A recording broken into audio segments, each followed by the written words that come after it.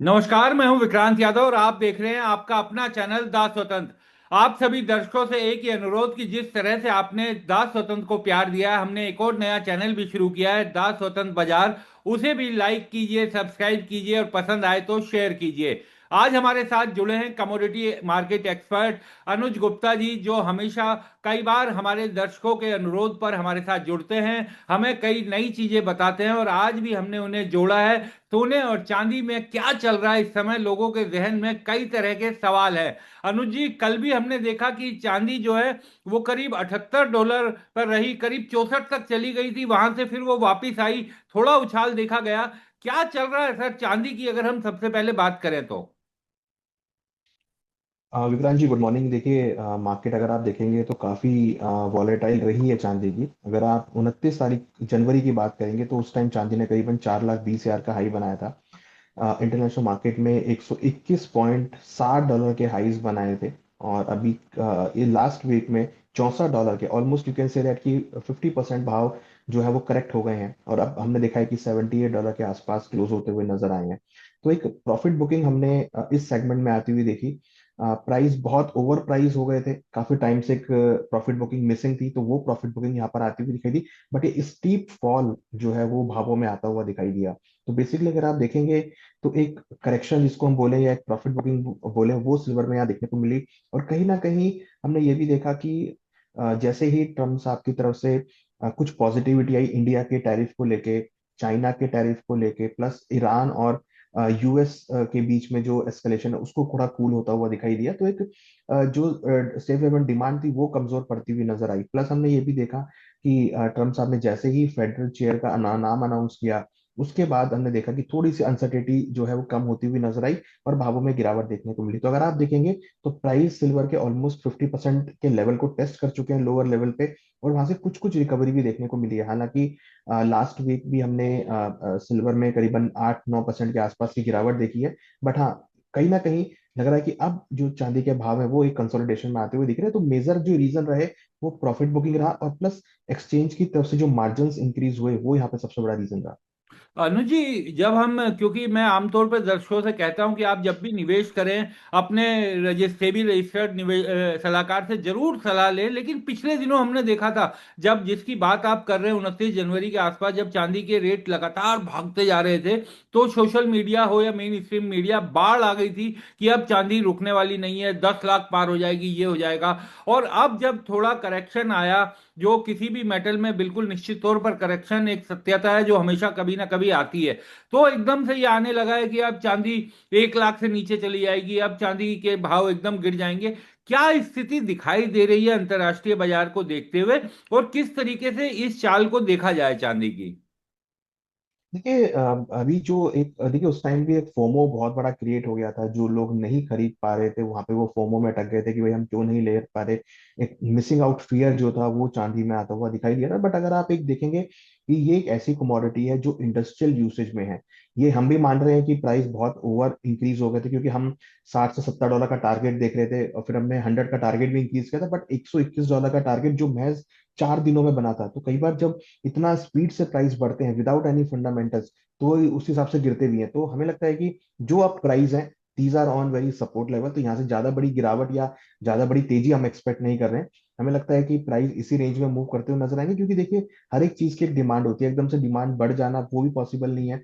हम देख रहे हैं पिछले कुछ दिनों में प्राइस थोड़ी सी जो है नीचे की तरफ आए हैं, तो लोगों का रुझान एकदम से नेगेटिव हो गया। तो देखिए, अगर आप किसी कमोडिटी के फंडामेंटल की तरफ जाएंगे तो कमोडिटी के फंडामेंटल एक लॉन्ग टर्म विजन के साथ होते हैं। अगर हम बात करें सिल्वर की, तो सिल्वर में जो डिमांड साइकिल है वो बहुत लॉन्ग टर्म पर्सपेक्टिव से है।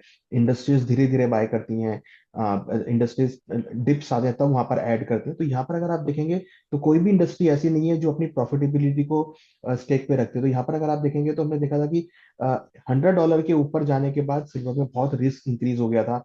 और वहां पर आपने देखा कि बहुत स्पीड से 121 का लेवल टेस्ट होते हैं। मैं 4 दिनों में ही 100 से लेकर $121 के लेवल टेस्ट हुए थे। तो ऐसे में हमने गिरावट भी वैसी आती हुई देखी।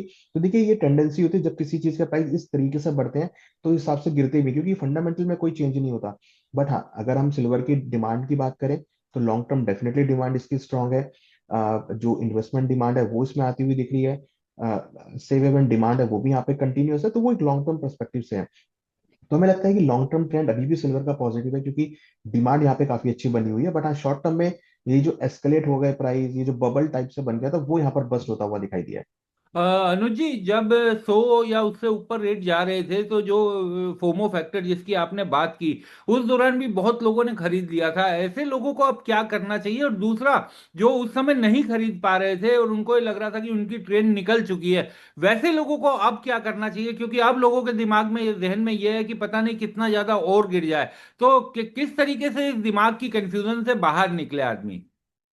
देखिए, जिन्होंने खरीद रखा है हायर लेवल पे, अगर उनको रिक्वायरमेंट नहीं है तो मेरे हिसाब से उनको रखना चाहिए, क्योंकि हमें लगता है कि लॉन्ग टर्म में चांदी आपको दोबारा से हायर लेवल पे आती हुई दिखाई देगी। हो सकता है कि आने वाले 1 या 2 साल में आपको वापस 100 तक के लेवल भी देखने को मिले। बट हाँ, जो नहीं खरीद पाए उनके लिए अच्छा मौका है कि आपको ये डिप्स मिले हैं।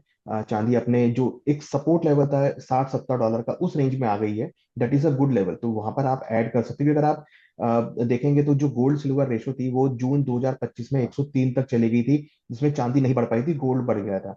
तो अगर हम गोल्ड सिल्वर की रेशो को भी देखें, तो जो कि करीबन ऑन एन एवरेज 70 से 80 के बीच रहती है, तो अगर आप 70-80 के बीच की बात करेंगे तो ये रेट मुझे लगता है कि as per the gold silver ratio भी परफेक्ट है। तो मुझे लगता है कि ये जो रेट चल रहे हैं, ये रेट ऐसे हैं जहां पर जो फोमो की वजह से नहीं ले पाए थे उनके लिए अच्छे मौके हैं, वो यहाँ पर खरीदारी का ट्रेड बना सकते हैं। एक लंबी अवधि का विजन लेके यहाँ पे चल सकते हैं। अनुज जी, मैं 2-3 दिनों से कूचा महाजनी के लोग, जो व्यापारी हैं, उनसे बात कर रहा हूँ। वहां पर अभी भी चांदी में प्रीमियम बना हुआ है। परसों मेरी बात हो रही थी तो करीब 25,000 प्रीमियम बता रहे थे। कल रात को मैंने बात की तो कहा 22,000 का प्रीमियम है। तो फिजिकल और पेपर, इसमें दोनों में जो फर्क है, इसको अगर आप थोड़ा समझा पाए हमारे दर्शकों को। देखिए, इसमें 2-3 चीजें हैं। एक तो जनरली फिजिकल डिमांड की वजह से जो फिजिकल प्रीमियम होता है वो बढ़ जाता है। बट यहाँ पर आप देखिए, आप आज के टाइम में ना तो कोई इतना बड़ा कोई फेस्टिवल है, और हाँ। शादियों की खरीदारी लोग ऑलरेडी कर चुके हैं। तो ये बेसिकली क्या है कि जिन ज्वेलर्स ने हायर लेवल पे परचेज कर रखी है, वो लोअर लेवल पे बेचने को तैयार नहीं है। इस वजह से उन्होंने वहां पे प्रीमियम एस्केलेट कर रखे हैं। तो कहीं ना कहीं देखिए, अब मेरी शॉप है अगर सपोज, और मैंने अगर हायर लेवल पे ले रखा है, तो मैं लोअर लेवल पे नहीं बेचूंगा, तो मैं अपने प्राइस को हमेशा टांग के रखूंगा ऊपर की तरफ में। तो वही ट्रेंड यहाँ पर आपको देखने को मिल रहा है। जिन ज्वेलर्स के पास या जिन बुलियन वालों ने हायर लेवल पे ले रखा है, तो वो प्रीमियम बढ़ा के रखे हुए हैं। क्योंकि जनरली जो प्रीमियम बढ़ने की टेंडेंसी है, वो दिवाली के टाइम पे होती है, जब फिजिकल डिमांड बहुत बढ़ती है, जहाँ पे लोग कॉइन्स भी लेते हैं फिजिकल में, ऑर्नामेंट्स भी लेते हैं, गिफ्टिंग भी लेते हैं, तो उस टाइम पे बढ़ते हैं। बट अभी ना तो कोई इतना बड़ा फेस्टिवल है, और ना ही कोई शादियां इतनी ज्यादा शादियां हैं जो कि यहाँ पर आपको खरीदारी देखने को मिले। तो वो शादियों की जो खरीदारी है, लोग ऑलरेडी पहले करके चलते हैं। तो मुझे लगता है कि ये सिर्फ केवल जिनके पास हायर लेवल का पड़ा हुआ है, उन्होंने उस प्राइस को बांध के रखा हुआ है कि हम उससे नीचे नहीं बेचेंगे, इस वजह से प्रीमियम एस्केलेट हुए हुए हैं।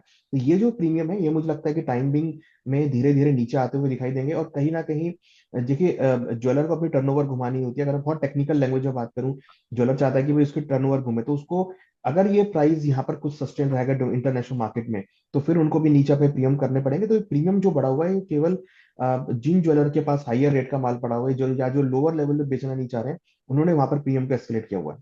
लेकिन सर, मार्केट इतनी, ये रेगुलेटेड मार्केट तो है नहीं ज्वेलरी की मार्केट की, अगर हम बात करें। जी। और वहां पर जो 2 बजे भाव खुलता है, वो इतनी तेजी से फोन के जरिए पूरी मार्केट में, पूरे बाजार में घूम जाता है कि उसी भाव पे सब लोग टिक जाते हैं। तो क्या रास्ता यस। निकले जिसे फिजिकल खरीदनी है? क्योंकि ये भी एक, और मैंने उनसे कारण भी समझना चाहा, एग्जैक्ट वही कारण बताया उन्होंने जो आपने कहा। लेकिन साथ साथ उन्होंने कहा कि हम 3-4 दिन देखते हैं, अगर रेट सिल्वर का उसी रेट पर कायम रहता है एक लेवल पर, तब जाकर के हम थोड़ा डाउन या प्रीमियम कम करते हैं। तो यानी कि जो फिजिकल खरीदना चाहता है, उसे, उसके लिए तो थोड़ी संभावनाएं सीमित हो जाती हैं, या थोड़ा इंतजार उसे करना पड़ेगा। देखिए, बिल्कुल मुझे लगता है कि अगर रिक्वायरमेंट नहीं है तो थोड़ा वेट करें, क्योंकि बिल्कुल आपने ठीक कहा कि ज्वेलर जनरली 2-3 दिन के एवरेज प्राइस को देखते हैं, भाई क्या रेट चल रहे हैं। अगर प्राइस नहीं बढ़ते हैं तो उनको फिर अपना प्रीमियम करना पड़ता है, क्योंकि उनको अपनी टर्नओवर घुमानी होती है। बेसिकली अगर हम बिजनेस हाँ। लैंग्वेज में बात करें, तो जनरली ज्वेलर अपने पास माल स्टॉक करके नहीं रखता है। वो चाहता है कि उसकी इन्वेंट्री घूमे, उसका टर्नओवर घूमे, तो उसकी वजह से वो सोचता है कि भाई जो रेट मिल रहा है आप उसमें माल निकालो। तो ये मुझे लगता है कि अगर ये 2-3 दिन भी ऐसा रहा प्राइस, तो फिर वो आपका प्रीमियम भी कम होता हुआ नजर आएगा। तो बेटर है कि आप मेरी तो यही राय है कि जो लोग लेना चाहते हैं फिजिकल में, वेट कर लें। क्योंकि देखिए, 22 या 20 हजार का प्रीमियम देना कोई समझदारी नहीं है, क्योंकि जब प्राइस आपका 1 लाख 2,50,000 चल रहा है, आप 2,70,000 या 72,000 में देंगे तो वो समझदारी नहीं है। अगर बहुत ज्यादा रिक्वायरमेंट है तो ही आप खरीदें, अदरवाइज मुझे लगता है कि वेट एंड वॉच करें। ये जो प्रीमियम्स है ये आपके नीचे आते हुए दिखाई देंगे।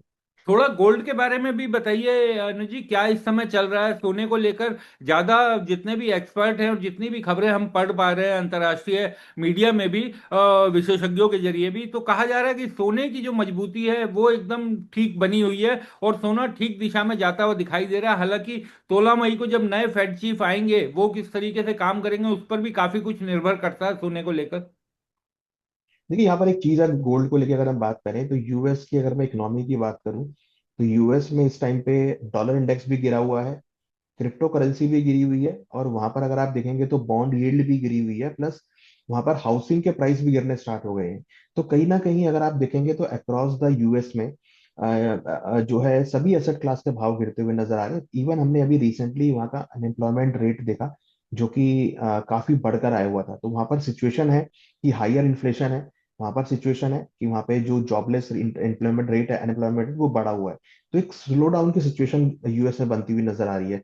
तो कहीं ना कहीं जब भी ऐसी सिचुएशन बनती है तो एक सेफ हेवन डिमांड हम गोल्ड में देखते हैं। और हमने देखा कि पिछला हफ्ता गोल्ड के भाव ऑलमोस्ट 9% बढ़ ऊपर की तरफ बढ़कर बंद हुए हैं। तो ये इंडिकेट करता है कि जो यूएस के अंदर स्लो डाउन सिचुएशन है, जो एक फियर फैक्टर है इकोनॉमी को लेके, वो गोल्ड की डिमांड को सपोर्ट करता हुआ नजर आ रहा है। मुझे लगता है कि जो गोल्ड है अपने बिल्कुल बेस्ट रेट पे खड़ा हुआ है इस टाइम पे। हमें लगता है कि गोल्ड के अंदर आपको यहीं पे ही मोमेंटम देखने को मिलेगा, बट हाँ, लॉन्ग टर्म में आई am very optimistic for the gold, और मुझे लगता है कि गोल्ड में अगेन आपको 5,000 के ऊपर लेवल आते हुए भी दिखाई देंगे।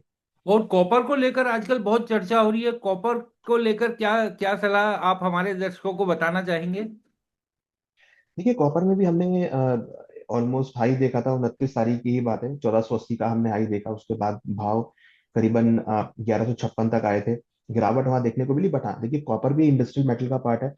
देखिए, मेरा ये व्यू है, आउटलुक अगर मैं देखूं कि भाई सब कुछ सही हो गया, मीन्स इंडिया चाइना भी सही हो गया, इंडिया यूएस भी सही हो गया, यूएस चाइना भी सही हो गया, रशिया यूक्रेन भी ठीक हो गया, यूएस ईरान भी सब कुछ ठीक हो गया। जब सब कुछ ठीक होगा तो इंडस्ट्रियल एक्टिविटी बढ़ेगी, इंडस्ट्रियल एक्टिविटी बढ़ेगी, इकोनॉमी में गति आएगी, इकोनॉमी चलेगी तो आपकी इंडस्ट्रियल इंफ्रास्ट्रक्चर डेवलपमेंट होगा, और इंफ्रास्ट्रक्चर डेवलपमेंट होगा तो आपकी बेस मेटल की डिमांड बढ़ती हुई नजर आएगी। तो that is again a positive point for the base metal. तो I am very optimistic for the base metal. हाँ, ये जरूर है कि बेस मेटल के भाव भी बहुत जल्दी इंक्रीज हुए हैं। मुझे ध्यान है 24 नवंबर को भाव ऑलमोस्ट 1,000 के आसपास थे, आज करीबन 1,242 के आसपास है। तो यहाँ पर भी बहुत एस्केलेशन हुए हैं कि यहाँ पर मुझे लगता है कि प्राइस अभी थोड़े स्टेबल होंगे। धीरे धीरे फिजिकल मार्केट में प्राइस की अडेप्टेबिलिटी आएगी, और फिर उसके बाद आपको एक अच्छा सपोर्ट आता हुआ दिखाई देगा। तो अगर आपका लॉन्ग टर्म विजन है, आई am very optimistic for the base metal. मुझे लगता है कि लॉन्ग टर्म में आपको कॉपर के भावों में तेजी देखने को मिलेगी, बट हाँ, शॉर्ट टर्म में एक रेंज बॉन्ड मोमेंटम मैं एक्सपेक्ट कर रहा हूँ, क्योंकि प्राइस ऑलरेडी बढ़ चुके हैं। अब इंडिया के अंदर बात करें तो गर्मियों की डिमांड बढ़ेगी, कूलर पंखे की डिमांड बढ़ेगी, एसी की डिमांड बढ़ेगी, तो वहां पर भी सपोर्ट आना तय है। तो ऑलरेडी प्राइस बढ़ चुके हैं, अडेप्टेबिलिटी प्राइस की जैसी मार्केट में आ जाएगी, प्राइस उसको हजम कर लेगा भावों को, then it will take again on a rally mode. तो लॉन्ग टर्म विजन है तो आई एम वेरी ऑप्टिमिस्टिक। मुझे लगता है कि और लॉन्ग टर्म में आपको अच्छे रेट दिखाई देंगे कॉपर। और एक अंतिम सवाल जो अक्सर, क्योंकि जेपी मॉर्गन ने अभी भी जो अपना दिया है साल के अंत का, वो 6300 बता रहे हैं, बाकी भी कई जितने भी हैं वो 5,000 से ऊपर सब लेकर चल रहे हैं। तो अनुज जी, क्या आपको लगता है इस साल के अंत का टारगेट? और लॉन्ग टर्म इन्वेस्टर्स, वो मुझे उनकी ज्यादा चिंता रहती है जिन्होंने 4 साल 5 साल का सोचा हुआ है, तो कुछ ऐसा भी स्टडी किया है कि कहाँ तक ये जा सकता है? देखिए, अगर हम दिवाली 2026 तक बात करें तो मेरे को लगता है कि अगेन आपको गोल्ड के भाव 5400 5500 डॉलर पर आते हुए दिखाई देंगे, और सिल्वर भी मुझे लगता है कि 80 से 90 डॉलर आपको ये आता हुआ दिखाई देगा। देखिए, $100 का मैं हमेशा से कहता हूँ कि बहुत साइकोलॉजिकल लेवल है, हालांकि उसके ऊपर भी गया, but I was not comfortable कि भाई 100 के ऊपर क्यों गया वो, तो वहां पे करेक्शन भी आता हुआ दिखाई दिया। मुझे लगता है कि 80 90 डॉलर के आसपास चांदी भी आपको दिखाई देगी दिवाली तक, और 5400 5500 डॉलर के भी आपको गोल्ड दिखाई देंगे, क्योंकि देखिए ये दो ऐसी कमोडिटी हैं, और एक तरफ ट्रम्प साहब है और एक तरफ गोल्ड सिल्वर है। ट्रम्प साहब पे विश्वास करना बड़ा मुश्किल है। उन्होंने अभी बोला है, उन्होंने अभी इंडिया के रशिया से क्रूड लेने पर 25% टैरिफ कम कर दिया, बट उन्होंने ये भी बोला कि अगर आपने रशिया से लिया तो वो दोबारा लगा देंगे। तो अनसर्टेनिटी, उन्होंने क्वेश्चन मार्क दोबारा छोड़ दिया। यूएस और ईरान की जो बातचीत हुई है वो इतनी फ्रूटफुल नहीं हुई है, तो वो भी एक क्वेश्चन मार्क है कि कभी भी अचानक से अटैक हो सकता है। अभी यूएस ने अपने नागरिकों को बोला है भाई ईरान छोड़कर आप यूएस में आ जाओ, तो that is also question mark. तो क्वेश्चन मार्क बहुत सारे हैं, तो यही क्वेश्चन मार्क जो है वो मार्केट को सपोर्ट करेंगे, और हमें लगता है दिवाली तक आपको अगेन गोल्ड सिल्वर के भाव में पॉजिटिव मोमेंटम आता हुआ दिखाई देगा। और एक चीज अनुज जी ये समझना चाहूंगा कि चीन में अभी भी जो है बाकी जगह से रेट जो है हाई बना हुआ है, तो शंघाई में जो जिस तरीके से हम वहां पर देख रहे हैं कि लगातार डिमांड बनी हुई है, रेट ऊपर जा रहे हैं, कल भी वहां पर रेट करीब 82.61 था। तो इसका क्या कारण और इसका भी क्या बाकी बाजारों पर कोई असर पड़ता है? देखिए, जैसे इंडिया में अगर आप फिजिकल मार्केट की बात करेंगे, वहाँ पे प्रीमियम बने हुए हैं इंडिया फिजिकल में, वैसे ही वहाँ पे चाइना के भावों में मार्केट में प्रीमियम्स बने हुए हैं। तो कहीं ना कहीं चाइना में अगर आप देखेंगे तो हायर लेवल पे परचेजिंग है, तो उन्होंने वो हायर रेट किया हुआ है, तो that is basically on the in house price. जैसे अगर आप इंडिया की बात करेंगे, तो आज इंडिया में चांदी का भाव 2,72,000 के आसपास है, मीन्स ऑनलाइन प्राइस है 22,000 रुपये ऊपर। तो हम्म। सिमिलर काइंड ऑफ थिंग जो शंघाई का भाव है, वो वहाँ का स्पॉट प्राइस है, वो शंघाई का चाइना का फिजिकल प्राइस है। तो हम्म। ये जो स्पॉट चल रहा है वो ग्लोबल प्राइस है, बट चाइना का भाव इज डिफरेंट। तो वो इन हाउस चाइना का प्राइस है। तो जनरली ये डिपेंड होता है कि आपने किस लेवल पे परचेज किया है, आपके यहाँ पे क्या डिमांड सप्लाई है, आपके वहाँ कितनी शॉर्टेज है इन हाउस में, क्योंकि एक्सपोर्ट इंपोर्ट इतनी जल्दी से नहीं होता, इट विल टेक हाँ। टाइम। इन हाउस में क्या आपके अडेप्टिव, इन हाउस में क्या आपकी अवेलेबिलिटी है, तो उसके बिहाफ पे वो प्राइस तय होते हैं। जैसे जैसे प्राइस इंटरनेशनल मार्केट में सेट होंगे, धीरे धीरे स्टेबल होंगे, वहां भी प्राइस स्टेबल होते हुए दिखाई देंगे। एक है मेरा अंतिम सवाल कि पेपर ट्रेडिंग और फिजिकल इनके बीच की वो संघर्ष तो चलता ही रहता है, लेकिन ये कहा जाता है कि पेपर ट्रेडिंग को कई बार जो बड़े सट्टेबाज हैं चांदी में वो लोग थोड़ा ऊपर नीचे कर देते हैं, उसका असर पड़ जाता है, लेकिन उसका फिजिकल उससे बिल्कुल पूरी तरीके से अलग रहता है। तो क्या पेपर ट्रेडिंग में सट्टेबाज इस कदर सक्रिय थे कि जो ये रेट में इतना उछल कूद दिखाई दी? देखिए, सट्टेबाजी तो नहीं कहेंगे, क्योंकि जो भी ऑनलाइन ट्रेडिंग होती है वो रेगुलेटेड है। जो भी आदमी इन्वेस्टमेंट कर रहा है वो बिल्कुल अपनी एक नंबर की इनकम के साथ व्यापार कर रहा है, तो वो सट्टेबाजी तो नहीं है। हाँ, वो व्यू बेस्ड ट्रेडिंग होती है कि भाई आपको तेजी लग रही है, सेंटिमेंटल ट्रेडिंग होती है, वो सब चीजें हैं। तो कहीं ना कहीं वो जो है कई बार थोड़ी एस्केलेट हो जाती हैं, लोग ज्यादा इन्वेस्टमेंट कर लेते हैं, जो नए, जिन्होंने कभी नहीं किया होता, वो नए प्लेयर भी उसमें आ जाते हैं। तो वो कहीं ना कहीं डिमांड बहुत इंक्रीज हो जाती है। हमने ईटीएफ की डिमांड बहुत बढ़ती हुई देखी है। हाँ। देखिए, ईटीएफ आज से 2 साल पहले कहीं पर भी लाइन में नहीं हाँ था, बिल्कुल बट सडनली बिल्कुल। 2 साल में ईटीएफ की डिमांड बहुत बढ़ गई। तो हम्म। अभी भी लोग, आप देखिए, लोग मौके ढूंढ रहे हैं कि भाई भाव नीचे आ गया, आप ईटीएफ बाय करके चलो। तो ईटीएफ का जो डिमांड है, दैट इज दैट, तो online trading is a fully regulated, उसमें कोई इशू नहीं है। तो यहाँ पर जो डिमांड है वो यहाँ पर मार्केट को सपोर्ट करती है।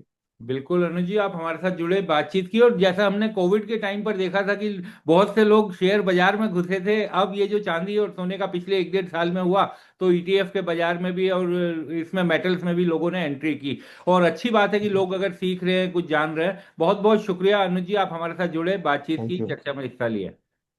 Thank you very much.